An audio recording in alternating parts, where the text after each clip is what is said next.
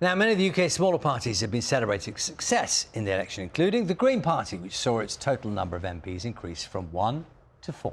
The party held on to Brighton Pavilion and secured wins in Bristol Central, North Herefordshire and in Waveney Valley. And that's where our reporter Alex Dunlop has been to find out more.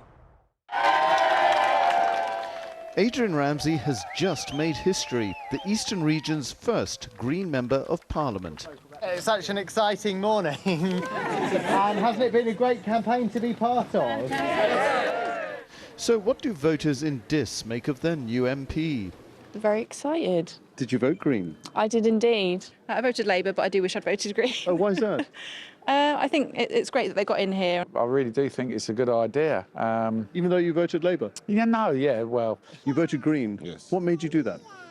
Because I think we need that around this area. As votes were counted in the new Waveney Valley seat, early talk was that it could be tight. But a glance at the green piles rising above the blue ones gave a hint of what was to come. Adrian Philip Ramsay, the Green Party, 20,467. You're not going to be a sort of green flash in the pan. You really think you'll build on this? It's 20 years since we won our first Green councillors in Suffolk and Norfolk. We've built on that year on year. Since then, East Anglia is leading the way. So it's about consistent growth that the Green Party's got. Even as a teenage schoolboy, Adrian Ramsay bared his political teeth, challenging a former Home Secretary. A brilliant, pragmatic new form of politics to fit the global society of the 21st century for everyone's benefit. He went on to become a Norwich City Green councillor at just 21, before tilting for Parliament twice in 2005 and 2010. Today, third time lucky for the co-leader of the Green Party.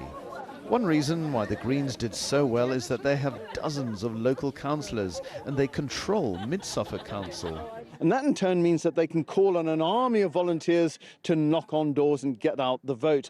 A fact not lost on the defeated Conservative candidate. We saw the huge amount of resources the Greens were pouring into the seat, sometimes by 5, 6 volunteers against 100, 150 of them, huge amount of natural resource poured in. Frankly, we couldn't compete on the doorstep. But watching Mr Ramsay on walkabout today, it appears many here did want to change from blue to green.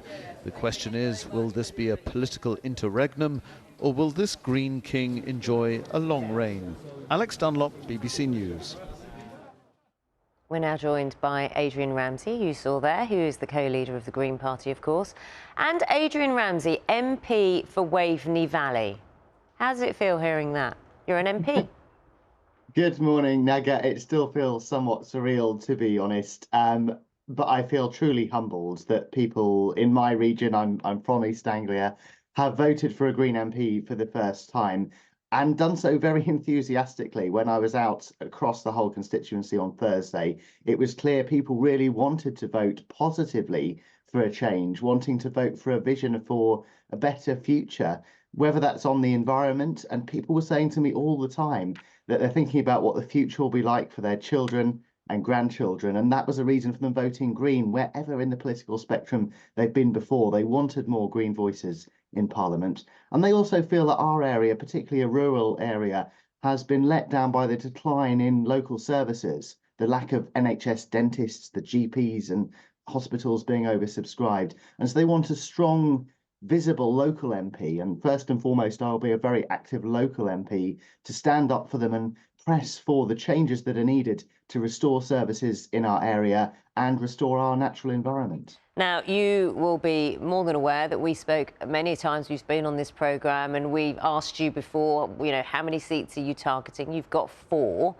Are you happy with that result? Can you now tell us if that is anywhere close to what you were hoping to get before the election? Well, Nega, in our previous discussions, I answered your question very honestly about what our aims were for this election. I said to you that we were standing candidates right across the country and aiming for a record Green vote share. We absolutely got that. OK, yeah, but that was just more than one. You know what I mean. You wanted what did you want?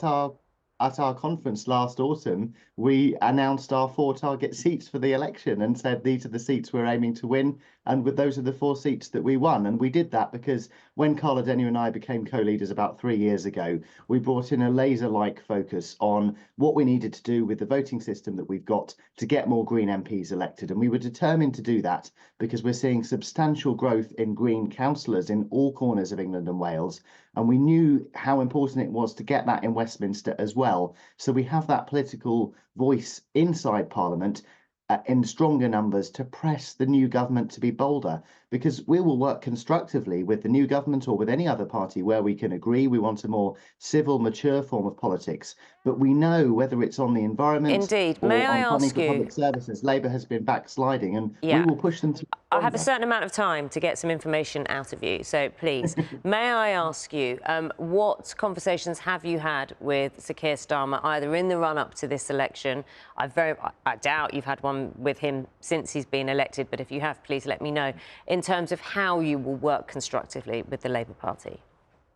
Well, you're looking for short answers. We haven't had any conversations at all with Keir Starmer. We've spoken with individual MPs from different parties, and I've made clear I want to work constructively with people, but there hasn't yet been leader-to-leader discussions. OK. In terms of how you feel, say, for example, Prime Minister's questions, do you know how much input you have? Because that's the theatre, isn't it, that people do see where interaction takes place. It's not necessarily where all the work takes place, but where you'll have a profile. Do you know how that will work out in terms of questions and what you will be pushing?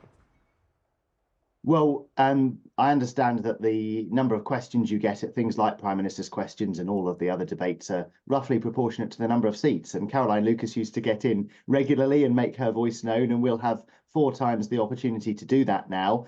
And I've been clear about the sorts of questions I want to ask early on in pressing the government on whether it will tackle the root causes of things like why we have a lack of NHS dentists, why we're seeing a decline in nature, why we have sewage in our rivers. But we'll do so in a constructive way, because I think Labour said some good things about a number of these issues. It's whether the policies they're proposing are going to take us far enough to address them. And so we'll be pushing for the action that's really needed, both on climate and nature and on restoring public services. What was your conversation like with Carl Adenia when you both won your seats? Well, we're both delighted, and we set out on a path when we became co-leaders 3 years ago to get the party to have more MPs. I think probably many people were sceptical about whether we could achieve that, and particularly because we set out to achieve winning seats in cities, in traditional Labour areas, and in rural areas that are more traditionally Conservative. And lots of journalists like yourselves question whether we could do that. But we'd seen the rise of the party in all parts of the country. And I'm very clear that there's a wide range of people voting Green who want a better future, who want a more constructive form of politics. And, the environmental issues we face, whether it's sewage in rivers, the decline of nature, the climate crisis, these have only got more urgent, and we will now have a stronger voice in Parliament, not just on the environment, but of course on the environment, to press for stronger action. And of course, we'll still keep asking you questions. Adrian Ramsay, co-leader of the Green Party, many thanks for joining us here on BBC Breakfast.